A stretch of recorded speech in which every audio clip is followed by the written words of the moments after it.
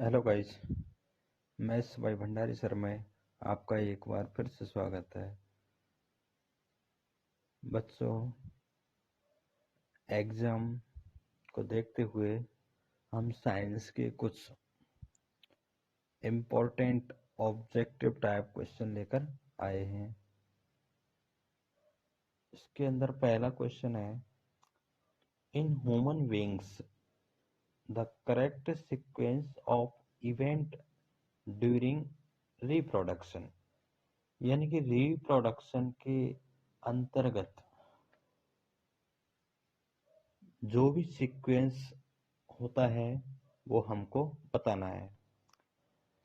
Option number 1 है gamete formation, यानी सबसे पहले गैमेट का फॉर्मेशन होता है, उसके बाद जाइगोट का बनना, उसके बाद फर्टिलाइजेशन और फर्टिलाइजेशन के बाद एम्ब्रियो।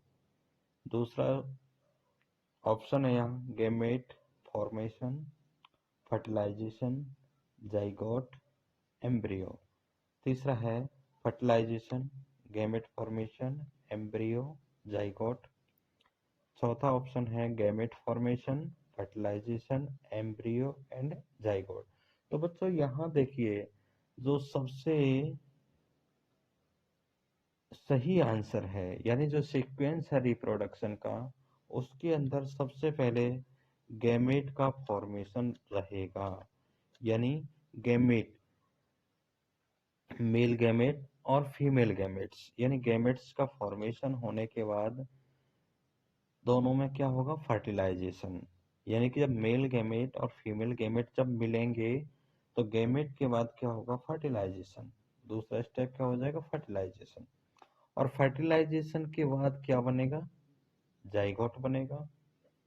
फर्टिलाइजेशन होने के बाद किसका निर्माण होता है, जाइगोट का। और जाइगोट के बाद जो लास्ट वाला रिप्रोडक्शन का चरण है उसमें आता है एम्ब्रियो।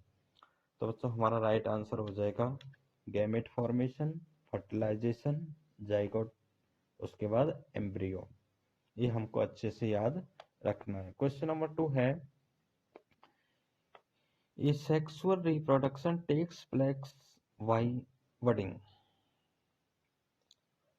यानी कि ये सेक्सुअल रिप्रोडक्शन यानी वडिंग, वडिंग का जो एग्जाम्पल है वो कौन सा है बच्चों, हाइड्रा। यानी हाइड्रा के अंदर जो ये सेक्सुअल रिप्रोडक्शन का टाइप है वो कौन सा टाइप पाया जाता है, वडिंग। तो हमारा आंसर हो जाएगा हाइड्रा। नेक्स्ट क्वेश्चन है कॉलम ए और कॉलम बी, यानी कॉलम ए को कॉलम बी से मिलाना है। इसके अंदर दे रखा है को फर्टिलाइजेशन, मेटामॉर्फोसिस, अमीबा, ये सेक्सुअल रिप्रोडक्शन। तो फर्टिलाइजेशन क्या होता है, फ्यूजन, यानी कि मेल गैमेट और फीमेल गैमेट का फ्यूजन। तो यहाँ देखिए, fusion of sperm and gamete, okay. यानी फ्यूजन यानी गैमेट्स का फ्यूजन, मेल गैमेट और फ्यूजन, मेल गैमेट और फीमेल गैमेट का फ्यूजन क्या होता है, फर्टिलाइजेशन। मेटामॉर्फोसिस क्या होता है, यानी कि कन्वर्जन ऑफ टेडपोल, यानी टेडपोल से एडल्ट लार्वा का बनना क्या कहलाता है, मेटामॉर्फोसिस कहलाता है। अमीबा, ये बच्चों आपको याद रखना है कि अमीबा के अंदर जो ये सेक्सुअल रिप्रोडक्शन है वो कौन सा होता है, बाइनरी फिजन, यानी अमीबा का द्विखंडन होता है। तो अमीबा किससे रिलेटिव हो जाएगा, बाइनरी फिजन से। और हाइड्रा किससे होता है, वडिंग से। ये सेक्सुअल रिप्रोडक्शन यानी इसके अंदर केवल सिंगल पेरेंट जो है ना वो पार्टिसिपेट करता है, यानी इन्वॉल्व होता है। तो रिप्रोडक्शन बाय सिंगल ऑर्गेनाइज। बच्चों एक बार फिर से देख लो, फर्टिलाइजेशन क्या होता है, मेल गैमेट और फीमेल गैमेट गैमेट का फ्यूजन, बिल्कुल सही है। मेटामॉर्फोसिस क्या होता है, conversion of tadpole into adult larva, यानी कि टेडपोल का एडल्ट लार्वा में कन्वर्जन। अमीबा के अंदर क्या होता है, बाइनरी फिजन होता है। ये सेक्सुअल रिप्रोडक्शन एक ऐसा रिप्रोडक्शन होता है जिसके अंदर केवल सिंगल पेरेंट क्या करता है, पार्टिसिपेट करता है। नेक्स्ट क्वेश्चन है, the male hormone is, male hormone कौन सा है? एस्ट्रोजन नहीं है, प्रोजेस्टेरोन नहीं है, तो कौन सा हो जाएगा? टेस्टोस्टेरोन। मेल हार्मोन कौन सा है बच्चों? टेस्टोस्टेरोन। नेक्स्ट क्वेश्चन है, goitre is caused due to, यानी गोइटर, गोइटर का मतलब होता है एक ऐसी बीमारी है जिसमें जो गला होता है वो सूज करके लटक जाता है, जिसे गलगंड रोग भी कहा जाता है। तो ये किसके कारण होता है? डेफिशिएंसी ऑफ थायरॉक्सिन, यानी हमारी जो थायराइड ग्रंथि है, यानी थायराइड जो ग्लैंड है वो थायरॉक्सिन को प्रॉपर क्वांटिटी में सीक्रेट नहीं कर पाती है। तो ये किसके कारण होता है? Deficiency of thyroxine. Question number next है, if a sperm containing X, यानी कि स्पर्म के अंदर एक्स क्रोमोसोम कंटेन हो रहा है, फर्टिलाइज एग, यानी कि एक्स वाला क्रोमोसोम एग को फर्टिलाइज करता है, then the developed child will be, तो जो विकसित बालक होगा वो क्या होगा? फीमेल रहेगा, मेल रहेगा? ना तो मेल ना फीमेल, ट्विंस। तो कौन सा रहेगा बच्चों? फीमेल रहेगा। अगर वाई एक्स की जगह अगर वाई क्रोमोसोम फर्टिलाइज करता तो मेल का निर्माण होता, जबकि यहाँ पे क्या दे रखा है? एक्स क्रोमोसोम, तो किसका निर्माण होगा? फीमेल का। नेक्स्ट क्वेश्चन है, which hormone is secreted by adrenal gland, यानी एड्रिनल ग्लैंड के द्वारा कौन से हार्मोन का सीक्रेशन होता है? तो कौन से हार्मोन का सीक्रेशन होता है? एड्रिनलिन। एड्रिनल ग्लैंड्स के द्वारा, एड्रिनल ग्लैंड्स के द्वारा कौन से हार्मोन का सीक्रेशन होता है? Adrenaline, adrenaline. इसके बाद नेक्स्ट क्वेश्चन है,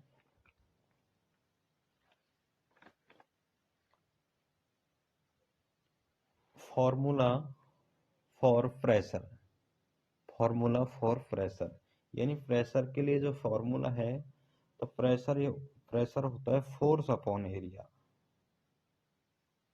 फोर्स अपॉन एरिया। ये फॉर्मूला आपको याद रखना है, प्रेशर इक्वल का होता है फोर्स अपॉन एरिया। तो राइट फॉर्मूला हो जाएगा pressure equal force upon area. ये इसका उल्टा है जो कि गलत दे रखा है।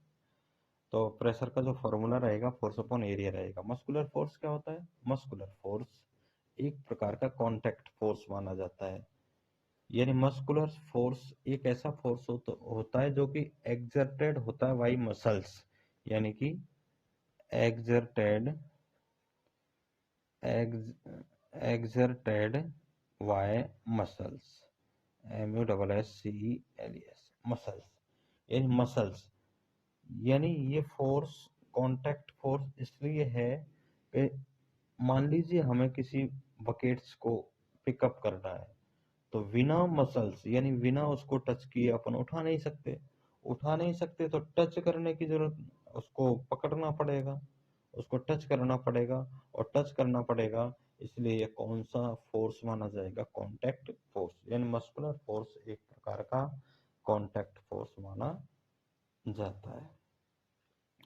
फ्रिक्शन ड्यू टू फ्लूइड, यानी friction due to fluids is called, यानी ऐसा फ्रिक्शन जो कि फ्लूइड्स के कारण जो फ्रिक्शन लगता है उसे क्या कहा जाता है? ड्रैगिंग कहा जाता है। क्या कहा जाता है?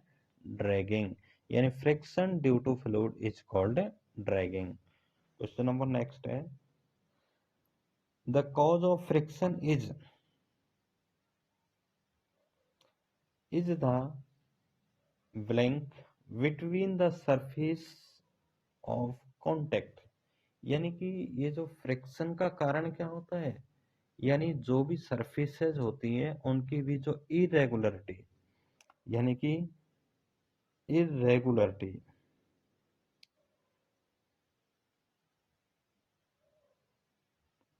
इरेगुलरिटी यानी कि जो सरफेसेज होती है उनके बीच में जो इरेगुलरिटी पाई जाती है वो किसका कारण बनता है? फ्रिक्शन का। तो आंसर हो जाएगा option number C. Next, friction always, यानी फ्रिक्शन हमेशा ही मोशन का क्या करता है? कॉन्ट्राडिक्ट होता है। यानी जिधर जाओगे उसके अपोजिट साइड में क्या लगेगा? फ्रिक्शन लगेगा। तो ऑलवेज जो फ्रिक्शन होता है अपोजिट ऑफ मोशन, यानी गति का हमेशा ही क्या करने वाला है? विरोध करने वाला होता है। तो ये हो गया opposite the motion. Next question है द टू एंड फ्रो।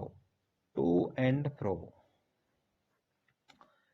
इसी का नाम होता है back and forth motion of an object. यानी किसी भी ऑब्जेक्ट का या तो टू एंड फ्रो मोशन करना या फिर बैक एंड फोर्थ मोशन करना, इसको किस नाम से जाना जाता है?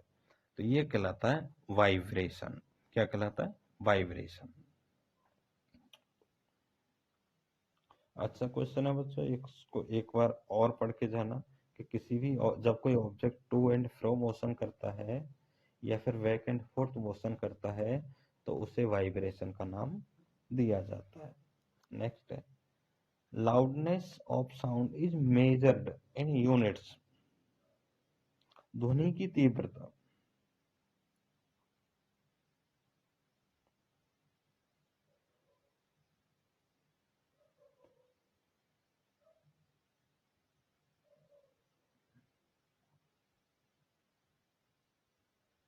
लाउडनेस ऑफ साउंड यानी कि ध्वनि की तीव्रता, और किस में मेजर की जाती है?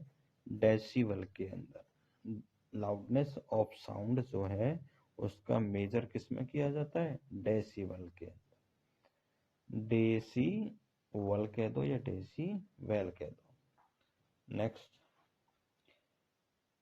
An electric current can produce, यानी कि किसी वायर के अंदर जब इलेक्ट्रिक करंट को फ्लो किया जाता है तो देखिए वायर गर्म भी होता है, उसके चारों तरफ मैग्नेटिक फील्ड भी बनता है और उसमें यानी कि देखिए हीटिंग इफेक्ट, यानी किसी इलेक्ट्रिक अगर कोई इलेक्ट्रिक करंट प्रोड्यूस करने पर हीटिंग इफेक्ट भी होता है, केमिकल इफेक्ट भी होता है, मैग्नेटिक इफेक्ट भी होता है। तो हमारा राइट आंसर हो गया ऑल ऑफ दीज, यानी सारे के सारे। क्वेश्चन नंबर नेक्स्ट है cycle handle war is coated with, यानी कि साइकिल का जो हैंडल होता है उस पर किसका लेप होता है? तो किसका लेप होता है? क्रोमियम। किसका होता है? Chromium.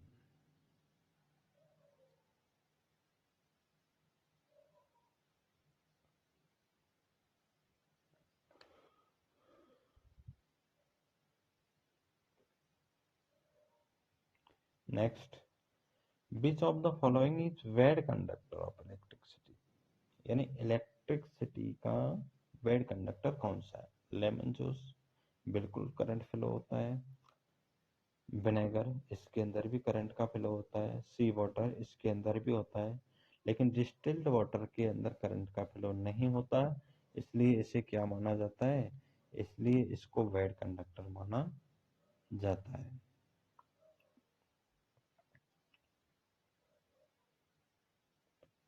Next, the outer most layer of earth is called, यानी कि अर्थ का सबसे ऊपर वाला हिस्सा क्या कहलाता है? आउटर कोर नहीं, वो कहलाता है क्रस्ट। क्या कहलाता है? क्रस्ट।